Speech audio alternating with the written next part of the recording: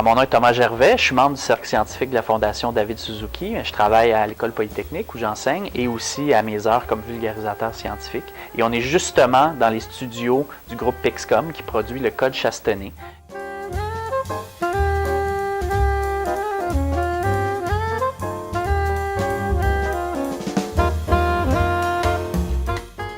Le bâillonnement des scientifiques, c'est une polémique qui est apparue en février dernier, qui a été présentée par l'Association des communicateurs scientifiques à Vancouver dans un congrès.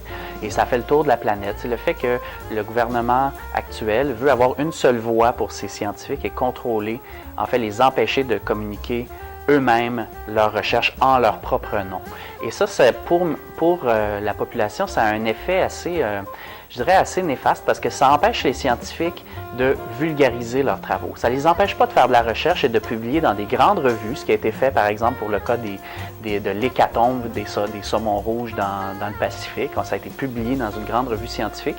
Mais après ça, on empêche la chercheuse de commenter ses travaux qui sont dans un langage complexe pour le simplifier pour le grand public en son nom. Et ça, ça brise le lien établi entre un chercheur qui est payé par de l'argent public et la population.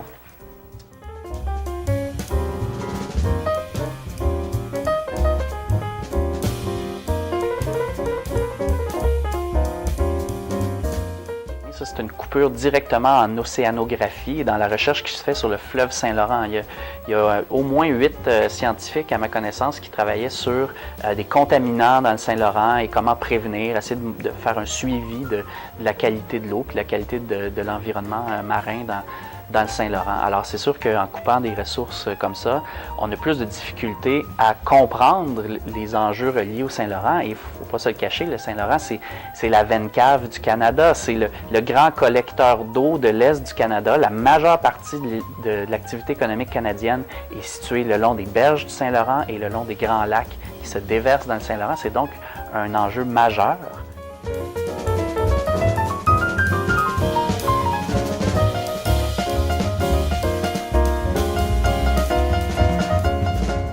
Si on regarde par rapport au thème du Saint-Laurent, il y a quelques recherches que le Code a faites. Alors, très prochainement, il va y avoir un rapport sur la toxicologie des nanoparticules dans les poissons du Saint-Laurent qui va paraître au début 2013. Mais aussi récemment, j'ai eu un coup de cœur pour un petit projet de recherche à l'Université Laval. C'est un chercheur qui s'appelle Grant Vandenberg qui est en aquaculture. Dans le fond, lui, il a inventé une nouvelle recette de moulé pour poissons qui permet aux poissons d'être en santé, mais de rejeter moins de phosphate dans l'environnement et donc de minimiser les risques d'eutrophisation des lacs, la prolifération des algues bleues, etc. Et ça, c'est pour les aquaculteurs qui font de la production intensive de truites, par exemple. C'est très important et tout ça se déverse ultimement dans le Saint-Laurent.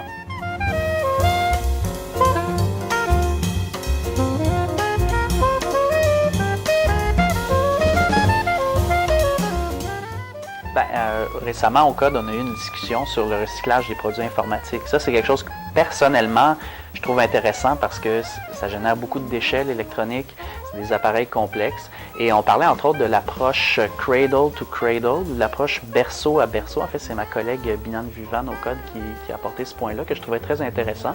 Et l'idée de ce projet-là, de certaines compagnies qui embarquent dans l'approche C2C, Cradle to Cradle, c'est de construire des objets qui, à la fin de leur vie, vont être capables d'être transformés, puis on va pouvoir récupérer les pièces pour construire la prochaine génération d'objets. Exemple, vous avez la tablette numérique modèle 1, vous enlevez quelques pièces, vous en ajoutez d'autres, et là, vous avez la tablette numérique modèle 2. Et là, vous remodelez ça encore, modèle 3. Alors, plutôt que de jeter à chaque fois nos tablettes électroniques ou nos téléphones, on fait donc une espèce de mise à jour, mais pas des logiciels, mais bien de la microélectronique dedans pour améliorer ça. Puis ça, c'est une façon de penser émergente qui pourrait transformer notre façon de consommer des appareils électroniques et des appareils de haute technologie.